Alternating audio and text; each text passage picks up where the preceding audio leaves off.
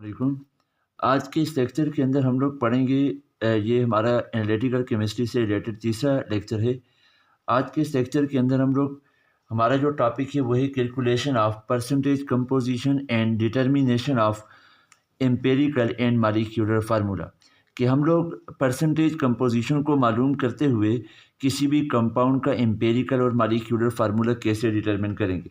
हमने इस टॉपिक को समझने के लिए, इस कैलकुलेशन को समझने के लिए एक एग्जांपल जहां पर लिखिए। कहता है कि 17.471 gram of trioxane upon complete combustion produces 10.477 gram of water and 25.612 gram of carbon dioxide. The molecular mass of trioxane is 90.079 mu. Calculate the empirical and molecular formula. देखें, कल मैंने आपको ये बात बताई थी कि क्वेश्चन के अंदर आपको कंपाउंड का मास दिया जाएगा, क्वेश्चन के अंदर आपको कार्बन डाइऑक्साइड का मास दिया जाएगा, क्वेश्चन के अंदर आपको वाटर का मास दिया जाएगा। ये हमारे पास वाटर का मास है, ये हमारे पास कार्बन डाइऑक्साइड का मास। और इसी तरह क्वेश्चन के अंदर साथ में हमें उस कंपाउंड का जो मॉलिक्यूलर मास है वो भी दिया जाएगा। सिर्फ हमसे पूछा जाएगा कि उसका एम्पेरिकल और उसका मॉलिक्यूलर फार्मूला मालूम करो। तो अब आते हैं हम लोग इसकी कैलकुलेशन की तरफ कि एम्पेरिकल और मॉलिक्यूलर फार्मूला किस तरह से डिटरमिन करेंगे, और उससे पहले हम लोग उसके डिफरेंट एलिमेंट की परसेंटेज कंपोजिशन को कैसे मालूम किया जाए। अब देखिए, मैंने इस क्वेश्चन का यहाँ पर गिवन डेटा लिखा हुआ है, और इस गिवन डेटा में हमारे पास मौजूद है कार्बन डाइऑक्साइड का मास 25.612, मास of water 10.471 gram, molecular mass of compound 90.097 mu and molecular mass of compound that is 17.471 gram. Required data क्या है कि एम्पेरिकल और मॉलिक्यूलर फार्मूला इसका मालूम करो। अब हम यहाँ पर लिखेंगे कि सबसे पहला काम यहाँ पर हम लोग करेंगे कि हम लोग percentage composition of these element मालूम करेंगे, मीन के कार्बन, हाइड्रोजन और ऑक्सीजन। कल हम लोगों ने ये फार्मूला पढ़ा था कि परसेंटेज ऑफ कार्बन कैसे मालूम करेंगे। तो उसके लिए फार्मूला है कि mass of carbon dioxide divided by total mass of compound multiply by 12। देखें 12 क्यों कर रहे हैं, क्योंकि 12 जो है वो कार्बन का मास नंबर है, डिवाइडेड बाय 44। क्योंकि 44 पर क्यों डिवाइड कर रहे हैं, इसलिए क्योंकि यहाँ पर कार्बन डाइऑक्साइड में से हम लोग कार्बन की परसेंटेज कंपोजिशन निकालेंगे, और कार्बन डाइऑक्साइड का जो मास है वो कितना है, हमारे पास मॉलिक्यूलर मास होता है 44, मल्टीप्लाई करेंगे 100 के साथ। अब जब हम लोग उसके अंदर वैल्यूज़ को पुट करेंगे तो देखिए हमारे पास हम लोग सबसे पहले क्या लिखेंगे कि 25.612 gram divided by 17.471 gram multiply by 12 divided by 44 multiply by 100। अब सबसे पहली बात क्या है, यहाँ पर ग्राम ग्राम के साथ कैंसिल आउट हो गया। सबसे पहले हम लोग ये करेंगे कि इन दोनों वैल्यूज़ को आपस में डिवाइड करेंगे, फिर इन दोनों को डिवाइड करेंगे, इनका जो आंसर आएगा तीनों को आपस में मल्टीप्लाई कर लेंगे। तो हमारे पास जो परसेंटेज ऑफ कार्बन है इस क्वेश्चन के अंदर वो कितनी आ रही है, आप लोग इसको कैलकुलेट कर लेना, तो आपको यही वैल्यू मिलेगी 40.008%। तो कार्बन की जो परसेंटेज कंपोजिशन है वो आ गई 40.008%। अब आते हैं हम लोग calculation of percentage composition of hydrogen, कि हाइड्रोजन की परसेंटेज कंपोजिशन कैसे मालूम करेंगे। तो देखें यहाँ पर तरीकाकार वही है कि परसेंटेज ऑफ हाइड्रोजन तो कैसे लिखेंगे, मास ऑफ वाटर, कल हम लोगों ने ये फार्मूला पढ़ा था, mass of H2O divided by total mass of organic compound multiply by 2.02 divided by 18.02 multiply by 100। अब यहाँ पर अगर आप लोग ज़रा देखें तो इसकी वैल्यूज़ को भी अब पुट करेंगे, तो हमने लिखा percentage of hydrogen is equal to mass of water. अभी हम लोगों ने ऊपर डेटा इसका लिखा था, वहाँ पर हमारे पास इसका मास कितना है 10.471 ग्राम, 10.471 ग्राम डिवाइडेड बाय 17.471 ग्राम। देखें ग्राम ग्राम के साथ कैंसिल आउट हो गया, 2.02 डिवाइडेड बाय 18.02 मल्टीप्लाई बाय 100। अब हमारे पास जो परसेंटेज ऑफ हाइड्रोजन आएगी वो कितनी है, इस सब को आपस में डिवाइड और मल्टीप्लाई करने के बाद आपके पास इसका आंसर आएगा 6.71%। मीन कि हाइड्रोजन की परसेंटेज हमारे पास कितनी आ गई 6.71%। अब हम लोग मालूम करेंगे कि परसेंटेज ऑफ ऑक्सीजन क्या है। अब यहाँ पर हम लोग देखते हैं कि परसेंटेज ऑफ ऑक्सीजन किस तरह मालूम करेंगे। तो हमने कल इसके लिए फार्मूला पढ़ा था कि हम लोग इसको क्या करेंगे, 100 minus percentage of carbon plus percentage of hydrogen.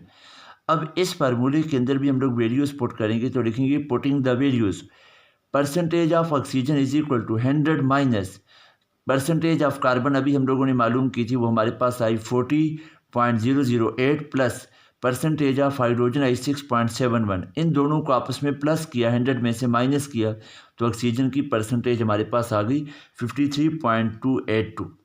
अब देखें हमारे पास तीनों एलिमेंट की परसेंटेज कंपोजिशन आ चुकी है। अब हम लोगों ने इस परसेंटेज कंपोजिशन को मोल में कन्वर्ट करना है, नंबर ऑफ मोल में कन्वर्ट करना है हम लोगों ने हर एक एलिमेंट की परसेंटेज कंपोजिशन को। तो उसके लिए तरीकाकार क्या है, अगर हम लोग मोल ऑफ कार्बन मालूम करेंगे तो उसके लिए हम लोग लिखेंगे mole of carbon is equal to percentage of carbon divided by the atomic mass. किसका एटॉमिक मास, इसी कार्बन का एटॉमिक मास, कार्बन का हम लोग एटॉमिक मास सीखेंगे। देखिए हमारे पास क्या है, परसेंटेज ऑफ कार्बन कितनी आई थी 40.008 divided by atomic mass of carbon क्या है 12.011। जब इन दोनों को हम लोग आपस में डिवाइड करेंगे तो हमारे पास वैल्यू आएगी, मोल ऑफ कार्बन की वैल्यू हमारे पास आएगी 3.33। ये हमारे पास कार्बन के नंबर ऑफ मोल आ गए। अब हम लोग मालूम करेंगे कि कार्बन के जब नंबर ऑफ मोल हमारे पास आ गए तो अब यहाँ पर हाइड्रोजन के नंबर ऑफ मोल हमारे पास कैसे आएंगे और ऑक्सीजन के नंबर ऑफ मोल कैसे आएंगे। अब देखें यहाँ पर हम लोग बात करेंगे कि percent mole of hydrogen, percentage of hydrogen divided by atomic mass of that hydrogen. अब लिखेंगे mole of hydrogen is equal to percentage of hydrogen क्या है 6.71 डिवाइडेड बाय 1.0079। ये हमारे पास इसका मास ये इसका मास नंबर है हाइड्रोजन का, ये इसकी परसेंटेज कंपोजिशन है। दोनों को डिवाइड करेंगे तो हमारे पास मोल ऑफ हाइड्रोजन आ जाएंगे 6.66। अब उसके बाद हमने मालूम करना है मोल ऑफ ऑक्सीजन। तो कैसे लिखेंगे, percentage of oxygen divided by the atomic mass of oxygen.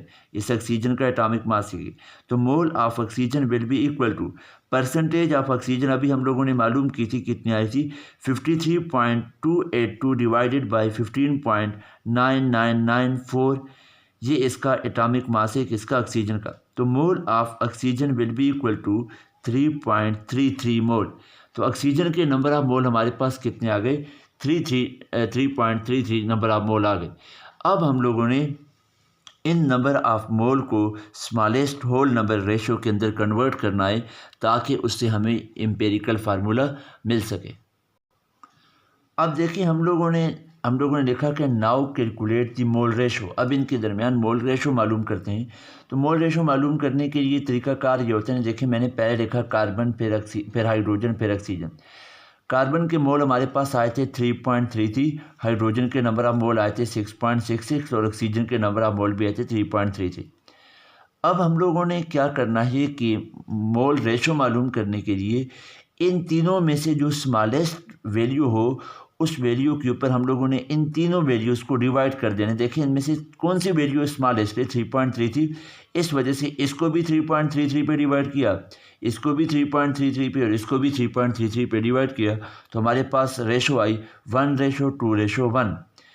अब हम लोगों ने यहाँ से हमें कुछ मॉलिक्यूलर एम्पेरिकल फार्मूले का कुछ अंदाज़ा हुआ कि ट्राइक्सेन का एम्पेरिकल फार्मूला क्या हो सकता है। देखिए 1 किसकी रेशो है, कार्बन की, 2 किसकी रेशो, हाइड्रोजन की, और ऑक्सीजन की फिर रेशो क्या है 1 है। तो हमारे पास ट्राइक्सेन का एम्पेरिकल फार्मूला बन गया CH2O। इसका एम्पेरिकल फार्मूला बन गया CH2O एम्पेरिकल फार्मूला। अब अगर हमारे पास एम्पेरिकल फार्मूला आ चुका है तो अब इससे मॉलिक्यूलर फार्मूला इजीली मालूम किया जा सकता है। तो अब हमने लिखा डिटर्मिनेशन ऑफ मॉलिक्यूलर फार्मूला कि मॉलिक्यूलर फार्मूले को कैसे डिटर्मिन करेंगे। अब मॉलिक्यूलर फार्मूला डिटर्मिन करने से पहले हमें इस n की वैल्यू का पता होना चाहिए, क्योंकि n की वैल्यू का इसलिए पता होना चाहिए क्योंकि मॉलिक्यूलर फार्मूला डिटर्मिन करने के लिए हमारे पास जो फार्मूला है वो है molecular formula is equal to small n multiply by empirical formula. तो स्मॉल n क्या है, तो ये एक नंबर है। इस नंबर को कैसे मालूम करते हैं, तो देखते हैं कि molecular mass of that compound, जो कि क्वेश्चन में दिया गया है, divided by the empirical formula mass. ये आप हम लोगों ने सिर्फ खुद कैलकुलेट करना होता है। Empirical formula of the compound कैसे मालूम किया जा सकता है, एम्पेरिकल फार्मूला मास। देखें, एम्पेरिकल फार्मूला हमारे पास है CH2O। तो कार्बन का हमें मालूम है कि मास नंबर कितना है, 12 है। उसके बाद हाइड्रोजन का हमारे पास हमें मालूम है कि मास नंबर कितना है, यहाँ पर आ जाएगा 2। और ऑक्सीजन का मास नंबर क्या है, 16 है। तो तकरीबन ये हमारे पास 30.026 के राउंड अबाउट आएगा। इन दोनों को डिवाइड करेंगे तो हमारे पास n की वैल्यू क्या आ गई, 3 वैल्यू आ गई n की। अब जब n की वैल्यू हमारे पास 3 आएगी तो अब हम लोग इसमें पुट कर सकते हैं कि molecular formula is equal to small n multiply by empirical formula. तो molecular formula is equal to n की जगह क्या पुट करेंगे, 3 मल्टीप्लाई बाय एम्पेरिकल फार्मूला क्या है, तो CH2O। अब देखेंगे molecular formula is equal to, देखें ये जो 3 है ये इस कार्बन के साथ भी मल्टीप्लाई होगा, हाइड्रोजन के 2 के साथ भी और ऑक्सीजन के साथ भी मल्टीप्लाई होगा। तो हमारे पास फार्मूला क्या रहेगा, C3H6, 2 3 जार या 3 2 जार 6 और 3 1 जार 3। तो यहाँ पर क्या आएगा, 3। तो इसका मॉलिक्यूलर फार्मूला हमारे पास आया C3H6O3। तो इसका मतलब है कि जो ट्राइहेक्सेन है उसका एम्पेरिकल फार्मूला हमारे पास है CH2O और उसका मॉलिक्यूलर फार्मूला है C3H6O3। इसका एम्पेरिकल फार्मूला है C3H6O3। तो यहाँ तक आकर हम लोगों ने इस क्वेश्चन को कंप्लीट किया। किसी भी क्वेश्चन के अंदर सबसे पहला काम आप लोगों ने परसेंटेज कंपोजिशन, उसके बाद उसके नंबर ऑफ मोल मालूम करने हैं, उसके बाद मोल रेशो मालूम करनी है और मोल रेशो के बाद आपके पास एम्पेरिकल फार्मूला आ जाएगा और फिर उसी एम्पेरिकल फार्मूले को मॉलिक्यूलर फार्मूले में कन्वर्ट करेंगे। अब हम लोग बुक से रिलेटेड एक क्वेश्चन देखते हैं जो कि हमारी एक्सरसाइज का न्यूमेरिकल क्वेश्चन नंबर 1 है। उसको ज़रा हम लोग सॉल्व करने की कोशिश करते हैं कि उसमें किस तरह से हम लोग एम्पेरिकल और मॉलिक्यूलर फार्मूला डिटरमिन करेंगे। अच्छा, तो अब मैंने आप लोगों के सामने ये न्यूमेरिकल क्वेश्चन नंबर 1 देखा है अपने इस एनालिटिकल केमिस्ट्री वाले चैप्टर का। जो न्यूमेरिकल क्वेश्चन नंबर 1 है, कहता है कि compound containing carbon, hydrogen and oxygen found to contain 32% of carbon and 4% of hydrogen. Its molecular mass is 150 AMU. Find its molecular formula. कि इसका आप लोग क्या मालूम करो, इसका मॉलिक्यूलर फार्मूला मालूम करो। अब यहाँ पर हम लोग देखेंगे, देखें सबसे पहला तरीकाकार क्या होता है, आप लोगों ने मालूम करना है इसकी जो परसेंटेज कंपोजिशन मालूम करनी है। तो परसेंटेज कंपोजिशन हमें दी गई है, हम लोग सबसे पहले हम लोगों ने देखा उसका गिवन डेटा। तो अब यहाँ पर हमें परसेंटेज दी गई है किस किस की, कार्बन और हाइड्रोजन की, ऑक्सीजन की नहीं दी गई। तो हमने यहाँ पर ऑक्सीजन की परसेंटेज कंपोजिशन भी मालूम करनी। तो देखें कार्बन की परसेंटेज कंपोजिशन कितनी है, 32% है। इसी तरह ऑक्सीजन की, हाइड्रोजन की परसेंटेज कंपोजिशन कितनी है, तो 4% है। अब कैसे मालूम करते हैं ऑक्सीजन की percentage composition, percentage composition of oxygen is equal to 100 minus percentage composition of carbon plus percentage composition of hydrogen.